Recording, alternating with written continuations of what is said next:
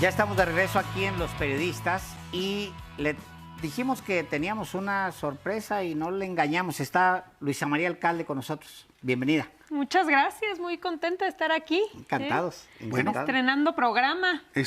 Ya es el quinto. Ya es el quinto. Pero no hay quinto malo. Pero no hay quinto malo. Con Así usted es. aquí de invitada Muchas en Los Periodistas. Adelante, Luisa. Gracias, y vamos gracias. a platicar. La verdad, hay varios temas. temas, ¿no? Muchos Sí. temas. La verdad que sí. Fíjese que Álvaro ha conversado con usted en Los Periodistas en un par de ocasiones, yo en una ocasión. La última vez me lamenté no haber estado porque fue cuando Luisa María Alcalde se destapa en tu programa, Álvaro, contigo. Pues ahí manifestó el Claro, deseo es de buscar de la participar. presidencia de Morena. Fue un poco antes pues todavía en calidad de secretaria de Gobernación. Así es. Y luego viene septiembre, que es el Congreso Nacional de Morena. Fue el 22 de septiembre. Sí. El 1 de octubre tomas Tomamos posesión. posesión. El mismo día también que la presidenta Claudia Sheinbaum toma posesión de la presidencia de la República. Pues no, ya han pasado 6 meses desde entonces. Ya. Y hay en 6 meses asuntos relevantes en materia de política. Ahora ya no solamente de política, desde la política del gobierno federal, sino la política partidaria. Así es, sí, así fue, me acuerdo perfectamente que en tu programa ahí estuvimos Sí. hablando de ¿te interesaría o no irte a Morena? Y yo dije, sí me interesaría, sería un honor, así fue. Yo me quedé en aquella conversación. Te vas que de tuvimos. vacaciones. Me fui de vacaciones. ¿Por Andabas qué? de vacaciones, Sí. por eso. Me quedé yo en aquella ocasión con ganas de preguntarle, Luisa, porque creo que no se ha contado mucho en público. Sí, Toda la historia con el presidente López Obrador, suya. ok. Porque usted tiene oportunidades en el sexenio anterior que una persona, digamos, normal no tiene en toda su vida. Son oportunidades muy puntuales. Y la pregunta es, ¿en qué momento y cómo fue la construcción de la relación con el presidente López Obrador? ¿Dónde empieza? ¿Cuándo se ven por primera vez? Mira, tiene tiempo. En 2011, recordaremos que en aquel entonces se estaba conformando Morena como un movimiento social, todavía no como partido político. Y me toca a mí en 2011 conocer al presidente. Él me llama en alguna ocasión y después de estar platicando, yo estaba justo graduándome de la carrera de Derecho y bueno, ya tenía yo tiempo en el movimiento, o sea, más o menos de manera informal, desde el fraude, incluso antes, desde el desafuero, pues había estado como muy cercana al movimiento, al presidente López Obrador, entonces jefe de gobierno. Mi madre había trabajado con él en su gobierno, en la Contraloría. Entonces, todo eso me permitía conocer muy de cerca su proyecto. Entonces, había estado participando, él sabe de mí y me llama más o menos como en 2011 y me propone... ¿Le llama por teléfono? ¿Le marca? No, según recuerdo a través de mi mamá, de mi madre, me dice, quiere verte. Y me acuerdo que voy a la Roma y ahí por primera vez... En la casa de San Luis Potosí. En San Luis Potosí, ¿se acuerdan, no? Esta casa hermosa ahí en la esquina. Ahí llego, por primera vez me toca hablar personalmente con él. Y poquito tiempo después de eso... bueno, ahí justo estuvimos platicando qué estás haciendo, métete más al movimiento y poco tiempo después de eso me propone que me incorporara ya como la representante de jóvenes y hacer organización llamando a los jóvenes a participar alrededor del país. Entonces, el 1 de octubre de 2011, cuando se conforma Morena como asociación civil, ahí me nombran a mí como representante de jóvenes y estudiantes. Y se gesta un movimiento muy bonito, la verdad, porque había jóvenes en todo el país, en toda la República. y fuimos armando pues comités estatales en las universidades, y ahí empieza como digamos, mi camino mucho más cercano al proyecto del presidente López Obrador, ¿no? Y ya después de ahí me propone para irme a la Cámara de Diputados. Fui diputada federal en 2012, 2015, que ¿Qué edad fue... tenía en ese momento? Diputada Yo tenía 24 años. Y fue traumático, porque estamos hablando de la última etapa de Calderón y la primera etapa de Peña Nieto. Sí, fue el sí, Pacto sí. por México. Fue donde se inventaron, en esa legislatura es donde se inventaron los moches. Es la legislatura más corrupta, muy probablemente, de nuestros tiempos. ¿No estuvo como compañero diputado el diputado Ricardo Anaya, hoy senador? Sí, por supuesto. Sí, sí, Ricardo sí. Anaya Ahí le toca. era diputado en esa legislatura. Presidió la mesa directiva. Presidió la mesa directiva. Beltrones era el coordinador del PRI. Era un priismo, pues aquello gigantesco. Sí, claro. Y bueno, pues con las prácticas priistas al puro estilo, ¿no? ¿No fue la vez en que te rodearon de mujeres Sí, ¿te acuerdas? diputadas del PRI enviadas por su coordinador, Manlio Fabio Beltrones, de la bancada, sin embargo, tú no eras del PRD? No, en ese momento no existía Morena. Los partidos que habían llevado al presidente como propuesta, pues era PRD, En Movimiento 2012. Ciudadano Y el y Partido Partido del del Trabajo. Entonces, nosotros que éramos propuestas de Morena, ya como asociación civil, nos tocó, unos estaban en el PRD, otros estaban en el Partido del Trabajo y otros estábamos en Movimiento Ciudadano. Entonces, a mí me tocó estar en Movimiento Ciudadano. A ver, déjeme... Nunca militando ahí, simplemente como un acuerdo. Como un acuerdo. Para exacto. llegar a la Cámara de Diputados. Después nos toca a nosotros, yo estando en esa legislatura, formar Morena. Entonces, en realidad, es que casi al final de esa legislatura hicimos el primer grupo parlamentario de Morena, que éramos, si no mal recuerdo, 5 diputados. 5. ¿Quién era el coordinador? Ricardo Monreal. Para que veas. Ándele. A ver, déjeme, me voy un poquito más atrás porque no hemos platicado estos temas. A lo mejor la gente ni los conoce. Usted viene de una familia de sindicalistas, Así es. laboristas. Así es. O sea, padre y madre estamos hablando de personajes que han estado muy involucrados con el sector laboral. Sí. ¿Qué es crecer y de izquierda, obviamente, pero qué es crecer en un mundo de derechas? Un país de derechas, una ciudad de derechas, porque ellos vienen de Chihuahua, su madre es de Chihuahua, que es las derechas, los dos. ¿Qué es crecer en un hogar de izquierdas en un mundo plenamente de derechas, Luisa? Pues fue fundamental en mi formación. Nosotros, mi hermana y yo, desde pequeñas, cada 1 de mayo acompañamos las manifestaciones, estamos muy cercanas a la labor que hacían mis papás en el Frente Auténtico del Trabajo, que en realidad lo que ellos y a lo que se dedicaba esta organización era hacer conciencia y a capacitar a trabajadores para la formación de sindicatos reales, independientes, siempre en la lucha por la democracia sindical, por la contratación colectiva auténtica, siempre muy cercano a los trabajadores, a sus luchas, huelgas. Entonces, todo eso me tocó pues vivirlo desde pequeñita. Y cómo es la vida, que finalmente, muchos años después, me da la vida la oportunidad de estar en el trabajo, en la Secretaría del Trabajo y llevar a cabo la reforma para democratizar el mundo del trabajo. ¿Y se acuerda usted de su primera marcha del Día del Trabajo? Híjole, pues no me acuerdo. ¿Qué edad tendría? Muy probablemente 1 año, porque yo creo que todos los años desde que nacimos nos llevaban. Me acordé porque... Tengo unas fotos increíbles, así de 3, 4 años, llevando unas pancartas de el derecho de las mujeres trabajadoras. La verdad que muy buenos recuerdos. El Frente Auténtico del Trabajo es una formación muy peculiar, porque no solamente tiene una radical compromiso con los derechos laborales de los trabajadores y con un abogado como Arturo, alcalde Justiniani, laborista toda su vida, pero su madre y su madre.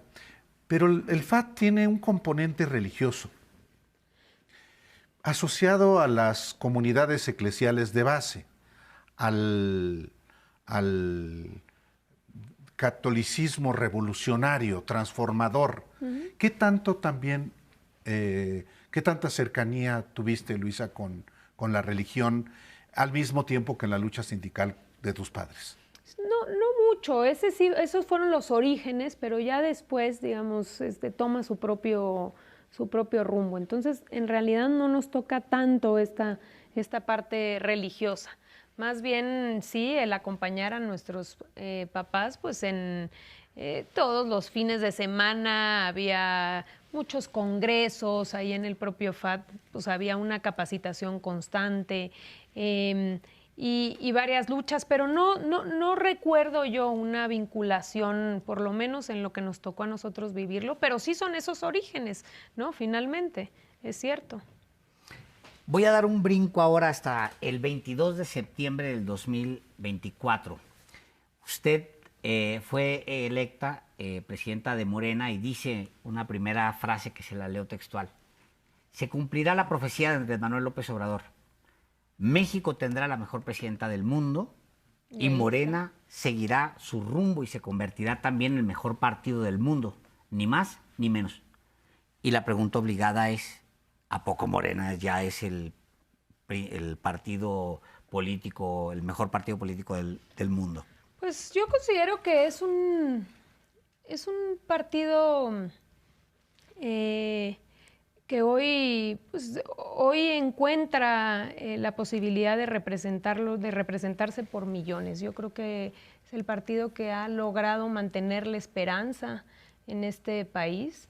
Que a partir de su fundación por parte del presidente López Obrador abrió un camino en México que parecía imposible, de transformación, de cambio de régimen por completo, de establecer reglas democráticas y gobiernos que realmente vean y gobiernen para la gente. Yo creo que hoy Morena es un partido que aglutina a millones de mujeres y millones de hombres alrededor del país y también creo que es un ejemplo en el mundo.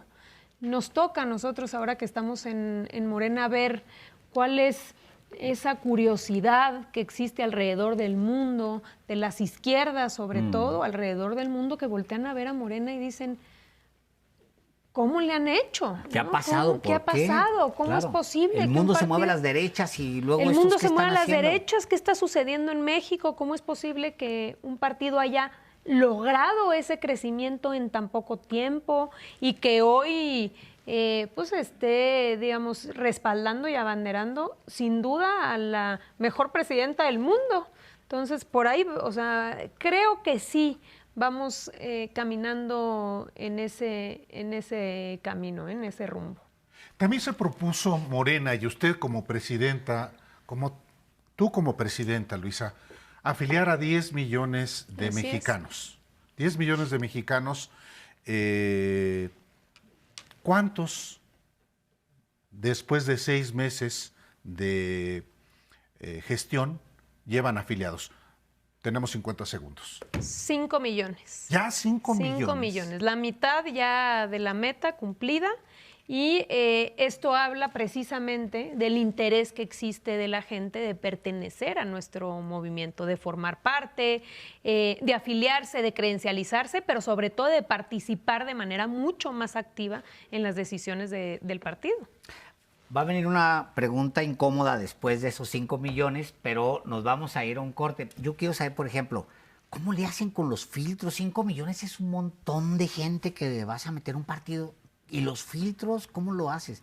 Pero vamos a ir a un corte muy, muy breve. Estamos con Luisa Alcalde, aquí en Los Periodistas, en Canal 11. Lo que pasa es que dejé una pregunta a medias, o más bien la hicimos como en partes.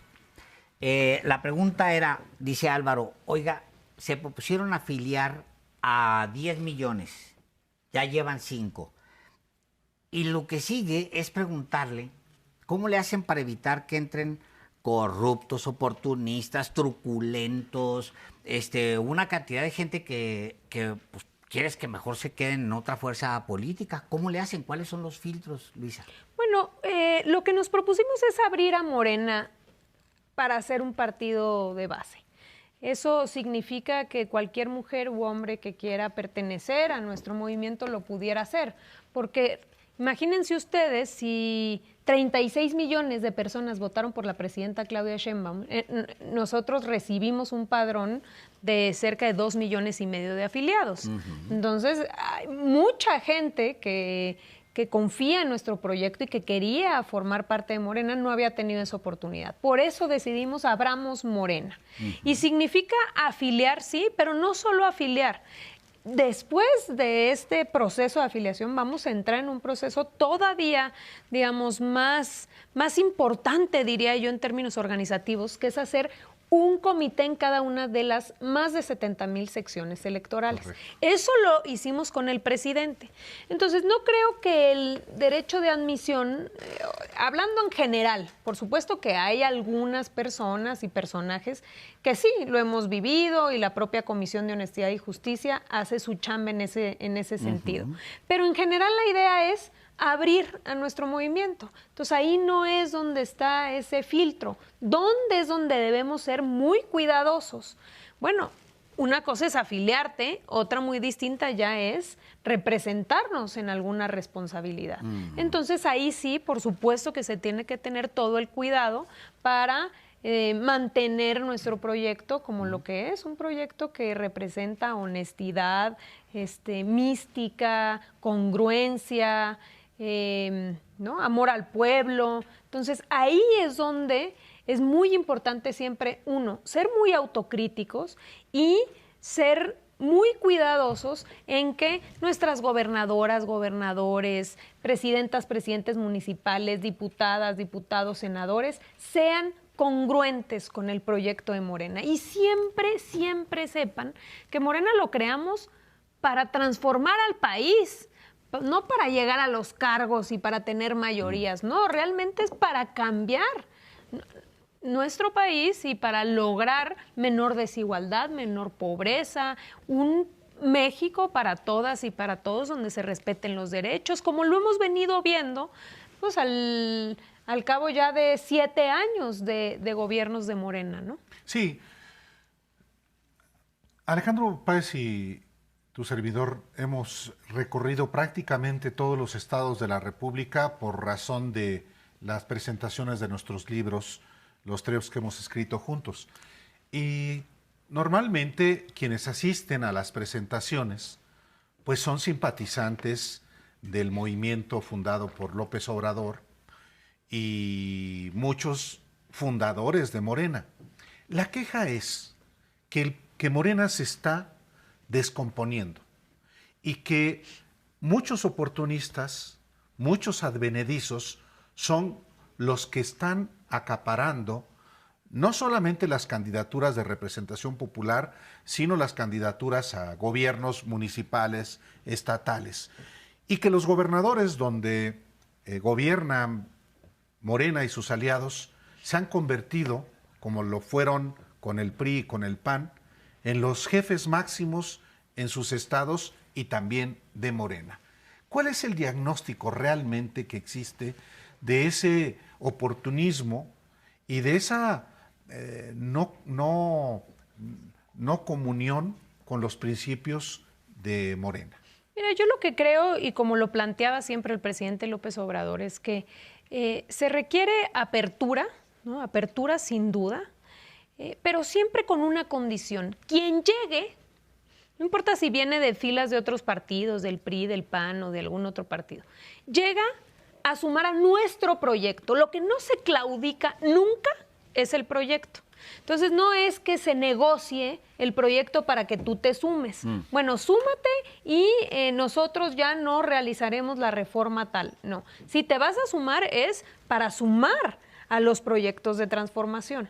Entonces, esa es la condición. ¿Se van a venir a Morena? Sí, nada más que el proyecto no claudica. Es seguir avanzando en términos de derechos y seguir avanzando en la transformación. Entonces, creo que ahí es muy importante siempre tener ese matiz, ¿verdad? Porque si no, entonces uno empieza pues a dudar y quizá a convertirse en un partido pequeño, ¿no? Por decir, no vamos a sumar a nadie más, no vamos a incluir a nadie más. Hemos logrado lo que hemos logrado gracias a que este es un movimiento plural en todos los sentidos, ¿eh? O sea, y que ha abierto las puertas a gente que quiere cambiar a nuestro país, a sumarse y ganar las elecciones. Hay gobiernos estatales donde se dice, son tan plurales que hasta militantes de Morena hay. Durango. El gobierno de Alfonso Durazo, por cierto, presidente Sonora. de Sonora. Es tan plural el gobierno de Durazo en Sonora que hasta miembros de Morena tiene. O el de San Luis. Lo de San Luis es como, pues es muy raro lo que pasa en San Luis porque tienen un gobernador del Partido Verde, que ya el Partido Verde por sí huele siempre muy mal, de años atrás. Pero tienes un gobernador del Partido Verde que ha venido desplazando, Luisa, a Morena, haciéndolo a un lado. Ahí es donde la pregunta cabe es, ¿cómo le hacen para conciliar con las alianzas? Porque si te sale uno malo, ¿cómo lo haces a un lado? Claro. No, a ver, las alianzas han sido fundamentales y son importantes. Eso ha permitido, por ejemplo, las reformas constitucionales. O sea, gracias a que tenemos la alianza con el Partido Verde y con el Partido del Trabajo, tenemos 2/3 partes y eso ha permitido, pues, que por ejemplo, que los programas sociales hoy estén en la Constitución, sí. La reforma al Poder Judicial, correcto, sí. La reforma energética, la reforma a pensiones. Entonces, todo eso se ha permitido gracias a esas alianzas.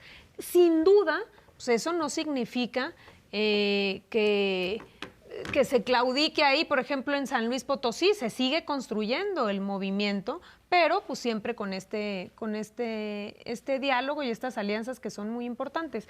Yo lo que creo, y sí percibo también que de repente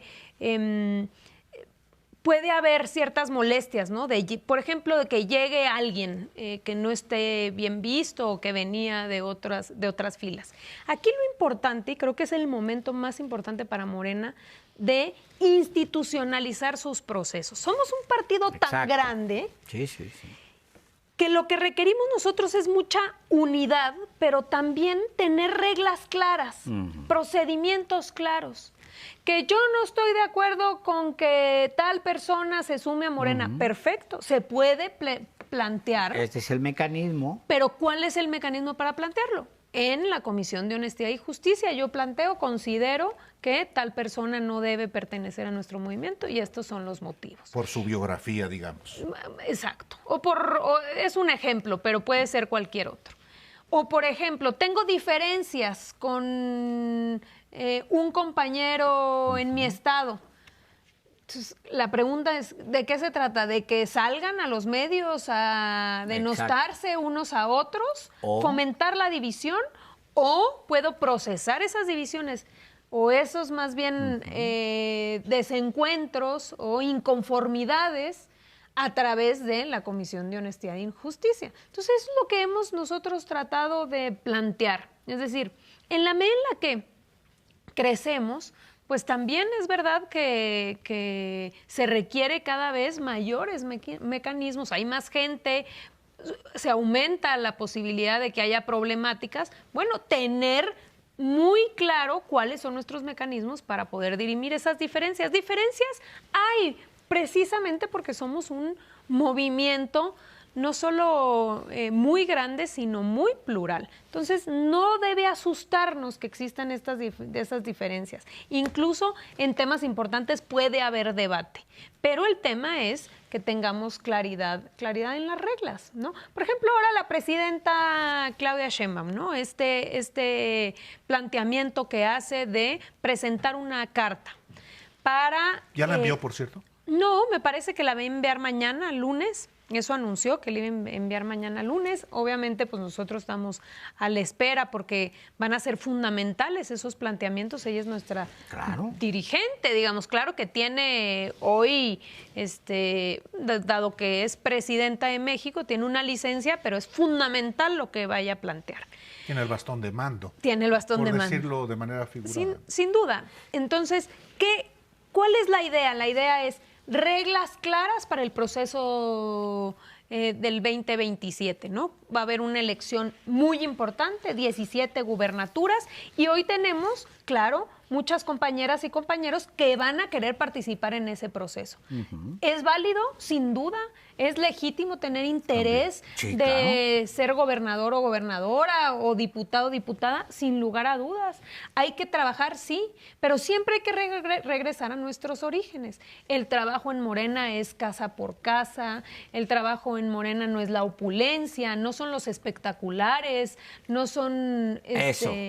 A ¿cierto? ver, Luisa, le preguntan aquí y están insistiendo mucho en el tema justamente ese.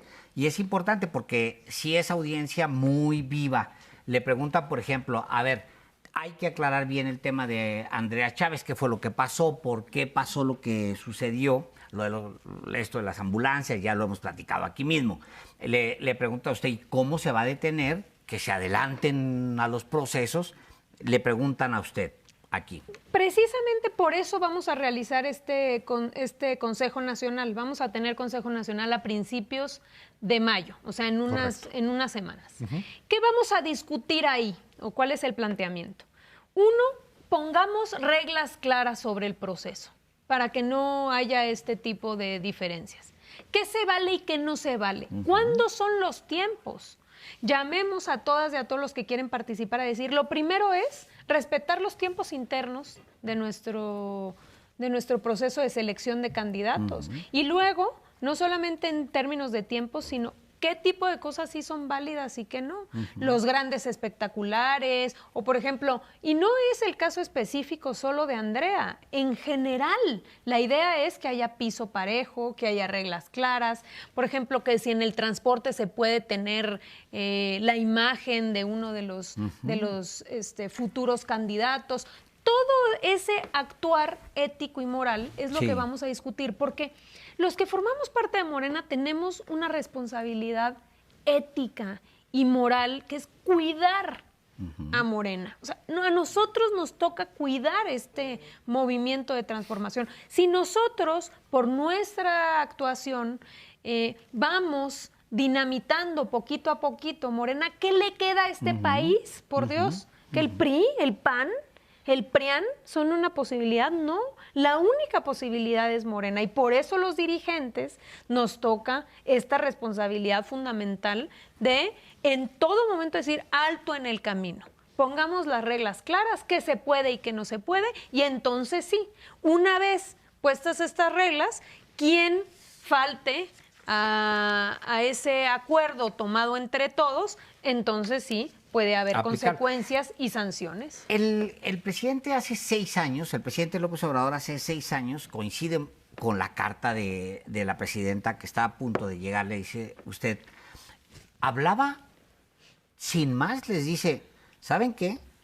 Si se corrompe Morena, lo que voy a hacer es no solamente desafiliarme, sino les voy a pedir el logotipo. Así es. Les voy a decir, échenme, porque eso se construyó para otra cosa.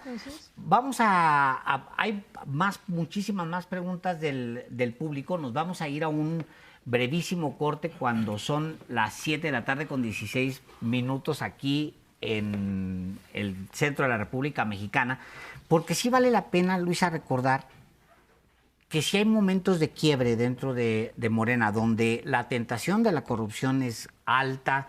Y entonces llega un momento en que las dirigencias dicen, a ver, tranquilos, momentos, hay que resolver esto y luego seguimos a la siguiente etapa. Vamos a un corte, estamos con Luis Alcalde.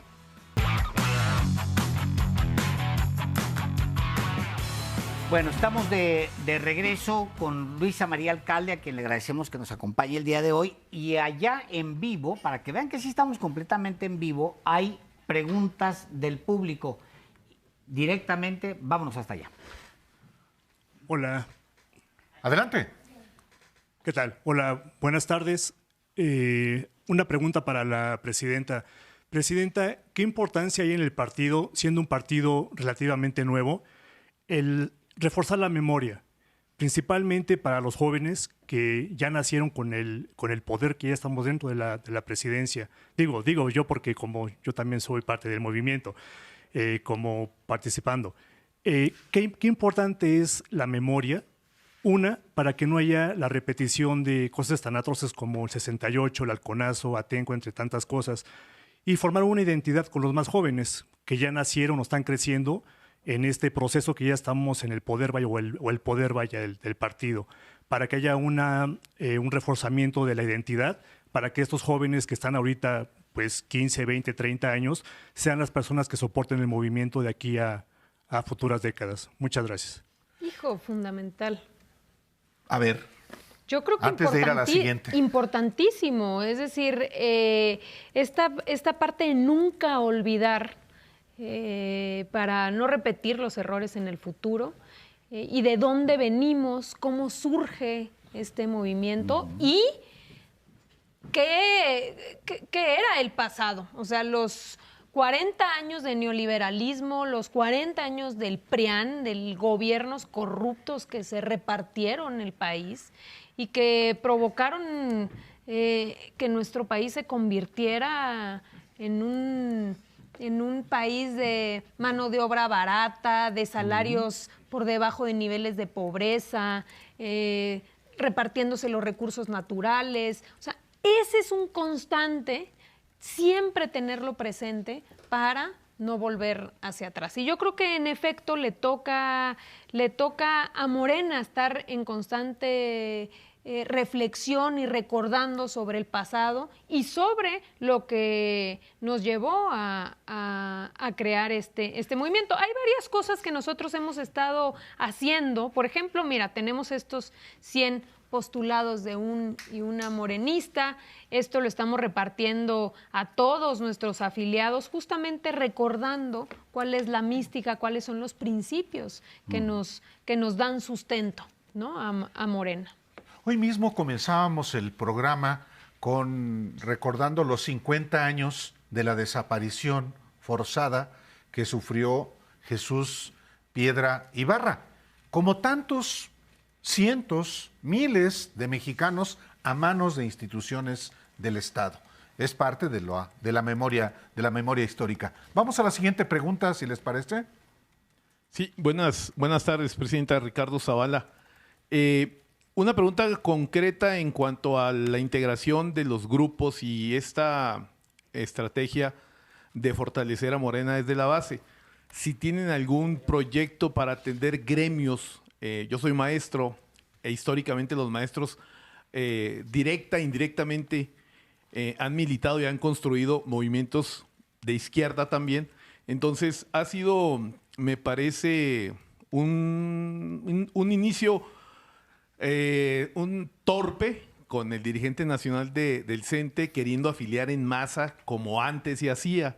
Entonces reviró, bueno, no sé qué pasó al final con ese proyecto mal logrado, pero la pregunta concreta es esa, si tienen alguna idea o algún proyecto para atender al gremio magisterial, que mucho se le debe porque fuimos muy lastimados, perseguidos por el régimen de Peña Nieto, y creo que ahí hay una deuda pendiente. Muchos militamos, simpatizamos con Morena, pero creo que falta una atención concreta. Gracias.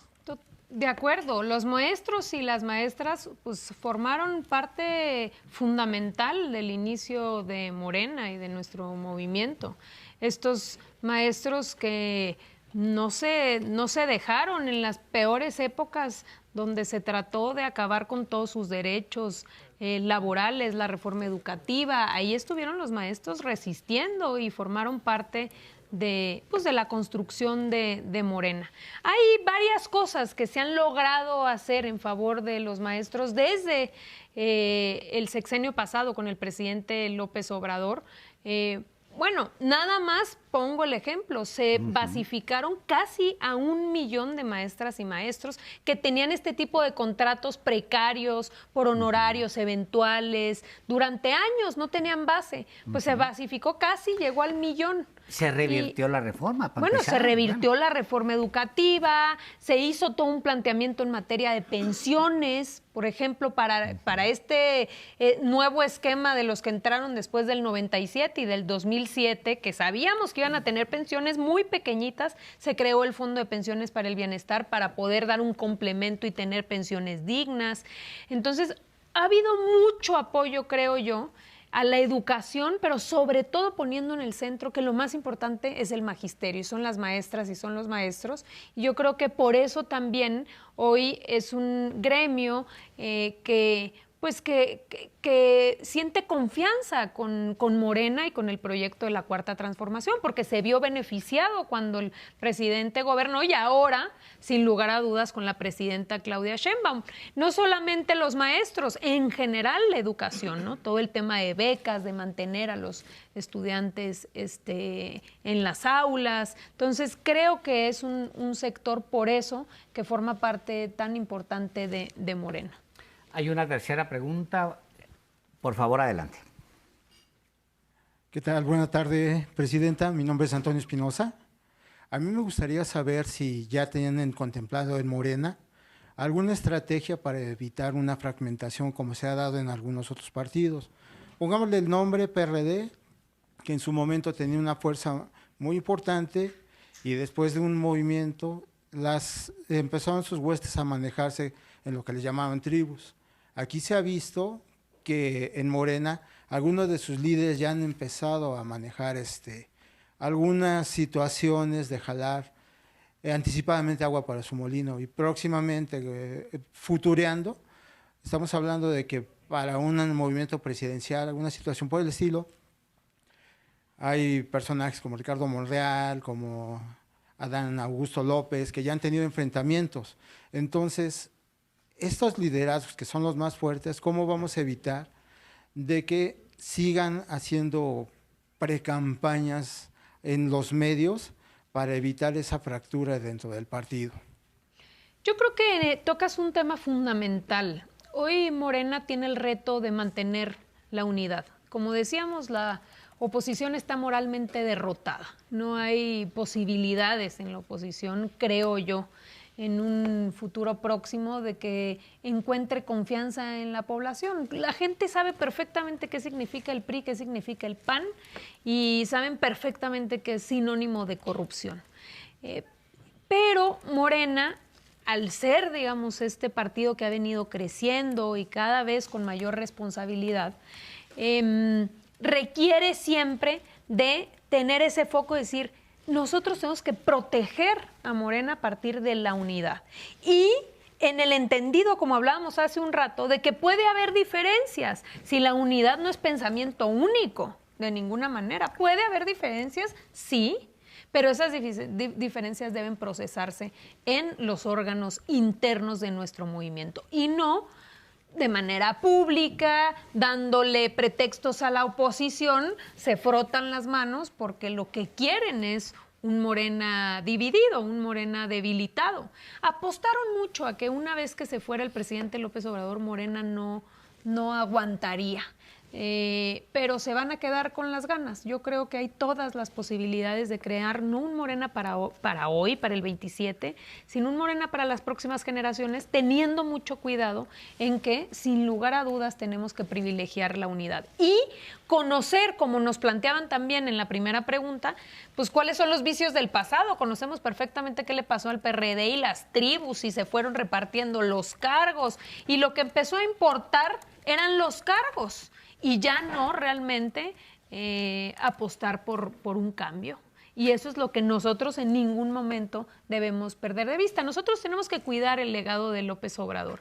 Y nosotros tenemos siempre que estar apegados a los principios y a la mística de este movimiento. Cuando perdamos eso, entonces sí, se acabó Morena.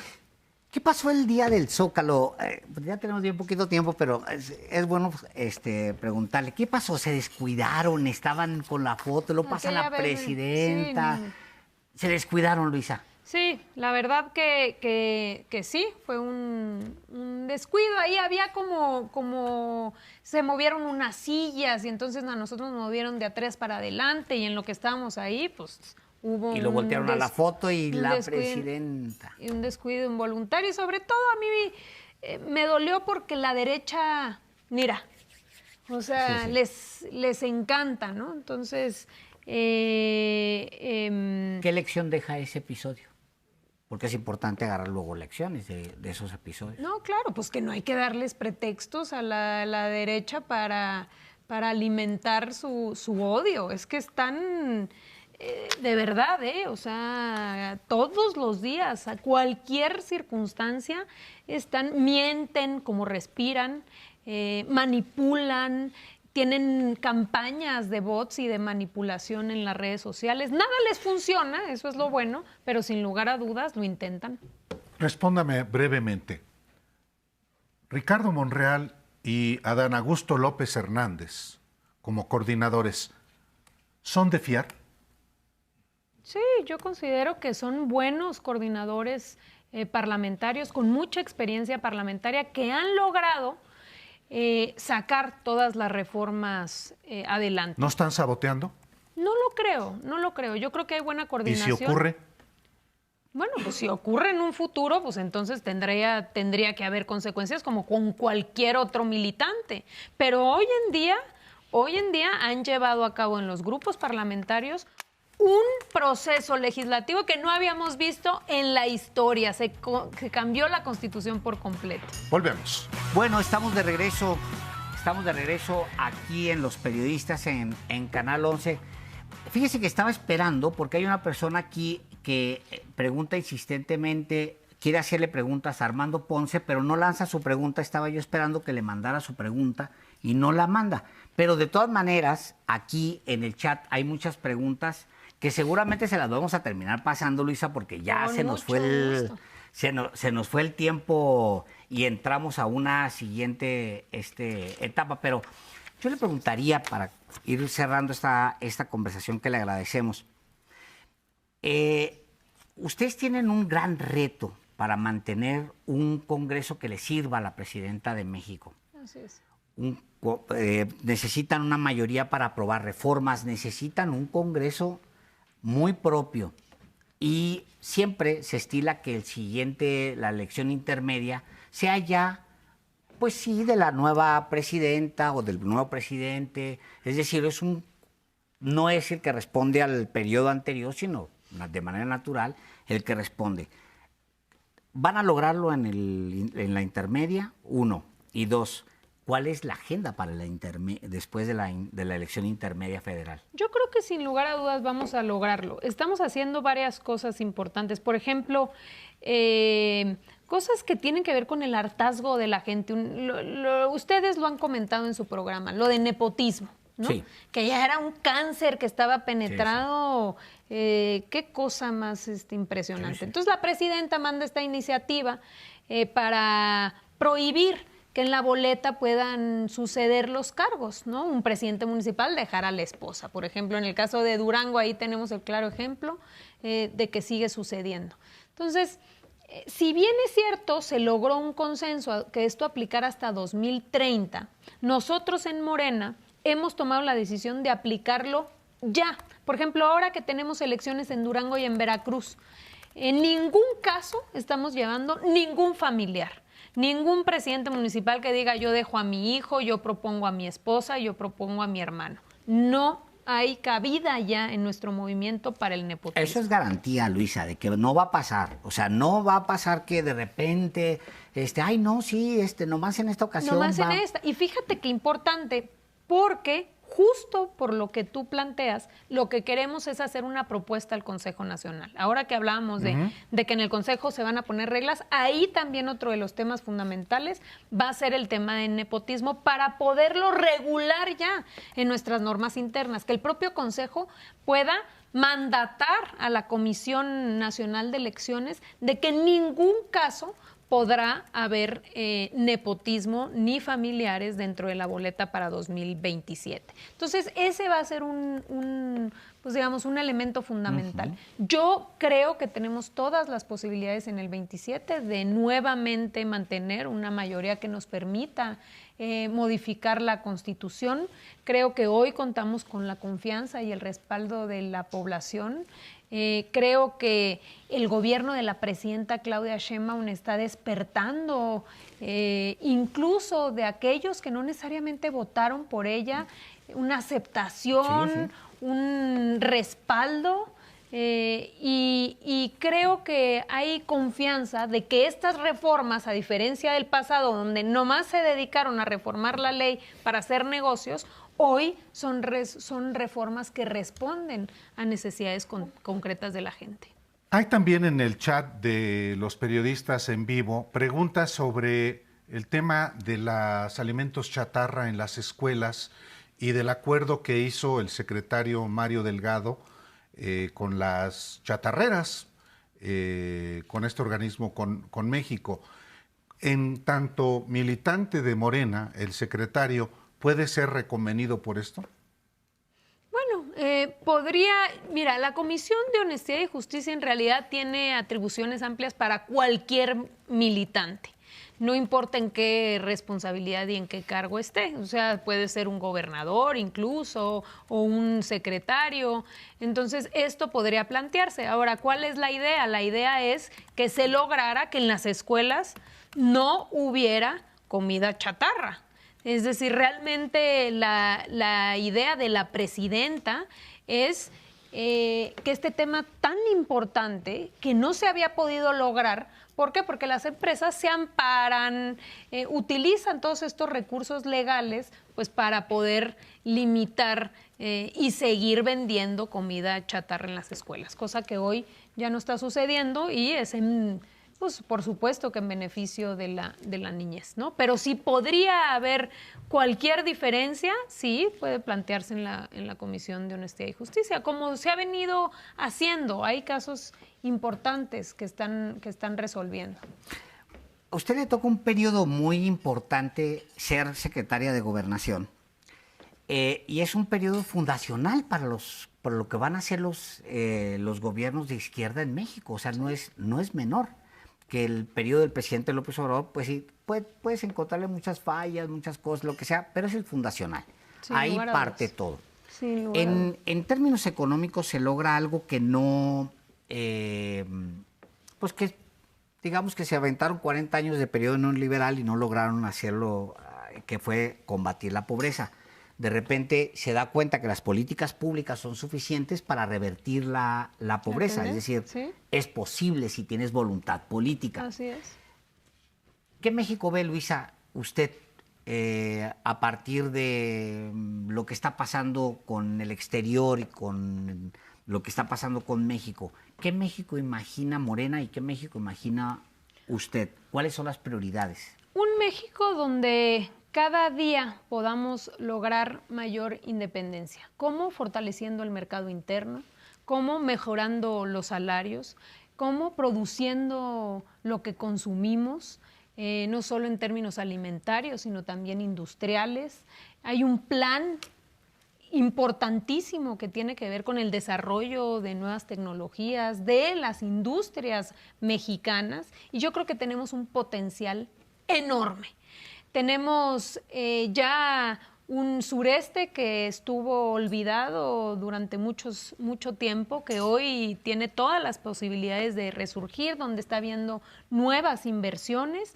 Y yo lo que veo es eso, un México que cada vez dependa menos del extranjero, de lo que pueda estar sucediendo en el contexto internacional, incluso con nuestros vecinos del norte, y que pueda fortalecerse a partir de esa apuesta, que es lo que la presidenta ha venido planteando a través del Plan México, ¿cierto? Es correcto. Entonces, ¿cómo vamos a lograr eso? Invirtiendo en estos programas de desarrollo y, como bien señalas tú, a partir de destinar buena parte de los recursos públicos a la gente, con los programas sociales, intensificándolos y manteniéndolos universales como hasta ahora, y a través de proyectos estratégicos. Entonces, creo que tenemos una gran oportunidad en nuestro país de seguir avanzando en términos de igualdad y de mercado interno, fortaleciendo nuestra moneda y convirtiéndonos, pues, en un país sumamente competitivo hacia afuera. Pues es un acontecimiento la próxima sesión del Consejo Nacional. Vamos a estar al pendiente, Luisa Alcalde, y pues hoy ha sido positivo seguramente para quienes nos ven, el escuchar a usted lo que responde pues a muchos asuntos que están en la agenda. Muchísimas gracias a los dos. Me da mucho gusto haber estado aquí en el programa y pues feliz de regresar más adelante, ya cuando haya sucedido el Consejo Nacional y todas estas nuevas reglas que esperemos sacaremos adelante. Muchas gracias, Luisa. Al contrario. Gracias. Muchas gracias, Luisa.